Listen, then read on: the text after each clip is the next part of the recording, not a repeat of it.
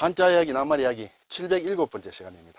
이번 시간은 한밭집과 노가다. 우리가 많이 쓰는 말이죠. 한밭집과 노가다. 쓰는데 사실은 일본에서 온 말이다. 근데 이것이 한자가 있다. 그래서 제가 가지고 와봤습니다. 물론 이 말을 써야 될 거냐 말아야 될 거냐 하는 것은 제가 말씀드리기는 어렵고요. 뭘 원칙적으로 얘기하면 다 이게 일본의 잔재다 뭐 이렇게 얘기를 하는데 어쨌든 저는 글자만 여러분과 같이 나누고자 한다 이것이 되겠습니다. 그런데 제가 가진 우리 국어 사전에는 노가다는 올라와 있습니다. 낱말로. 그렇지만 한바는 아직 올라와 있지 않습니다. 한번 볼까요? 네, 우리가 한바 또는 한바집 또는 한바식당 이렇게 얘기를 하죠. 그리고 노가다. 또 이게 제가 하다 보니까 한바의 바가 우리가 조바라는 말을 가끔 합니다. 조바. 이것도 제가 생각에는 쓰서는 안 된 말인데 젊은 사람은 잘 모르지만 연배가 되신 분들은 조바라는 말도 꽤 아실 거예요. 그래서 이 바자가 같은 글자를 쓴다 해서 제가 같이 한번 가지고 와봤습니다. 자, 그럼 한바는 한바집이나 한바식당이 다르냐? 같은 것이다 결국은. 우선 한바를 보면 한자를 이 밥반자입니다. 그리고 마당장자예요. 네, 이것을 일본식으로 읽으면 이게 한바가 됩니다. 한바. 한바. 일본식으로 읽으면 한바가 된다.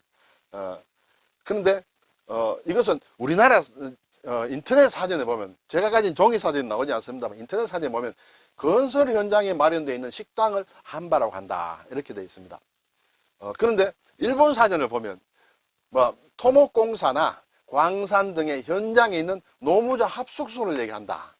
근데 이 반이 밥반자이기 때문에 합숙소에서 밥도 준다, 식당도 있다, 막 그렇게 되겠죠. 그러면 어떻게 따지고 보면 일본 사람들은 이것을 밥은 그 안에 포함된 합숙소, 잠자는 것까지 생각하는데 우리나라에서는 한밭집에서는 잠은 안 자지요. 보통 숙소는 따로 있고 식당이다.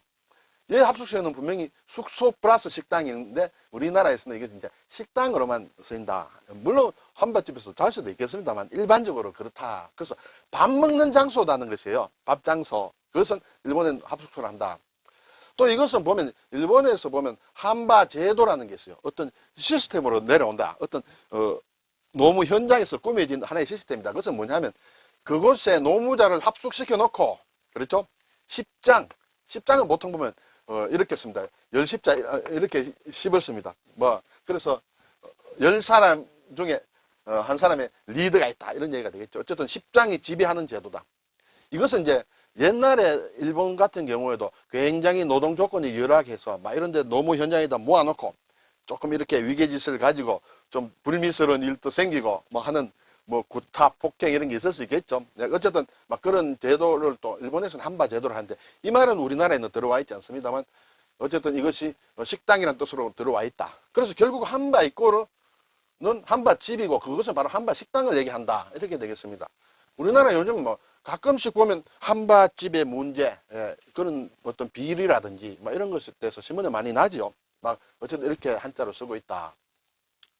그 다음에 이제 이것을 하다 보니까 밥반자가 나오니까 짬밥이란 말이 생각이 나요. 저도 군대 생활을 하다 보니까 짬밥 소리 많이 했습니다.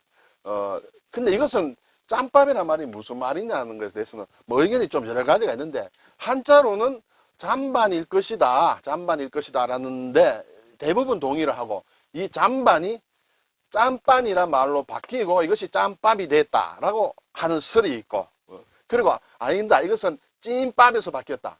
군대 밥은 주로 찜통에 찌지요. 그래서 찐밥에서 바뀐 것이다. 이렇게 얘기하는 사람도 있습니다. 그렇지만 저는 또는 대개는 아니다. 이게 일본말에서 온 것이다. 이것도 일본의 잔재다. 이게 잠반을 일본식으로 읽으면 잔팡이 된다. 잔팡. 잔팡에서 짬빵이 돼가지고 이것이 짬밥이 됐다. 이렇게 얘기를 합니다. 저는 이쪽에 어떤 설에 대해서 그럴듯하다. 이렇게 생각을 하고 있습니다. 한바라는 밥반자가 나와서 제가 말씀을 드렸습니다. 저도 군대에 있을 때 이렇게 훈련 받을 때 짬장을 했거든요. 식사당번 중에 이제 총 리더를 했는데 여러 가지 많이 있었습니다만 짬밥이라는 말을 많이 했습니다. 네. 자 이제 앞에서 한바라고 할 때 바가 나왔죠. 조바라는 말을 가끔 한다 이거죠. 우리가 상점이나 여관, 요정, 목욕탕 이런 데서 보면 계산대에 있는 사람을 계산대 또는 그 계산대에 있는 사람을 조바라고 해요.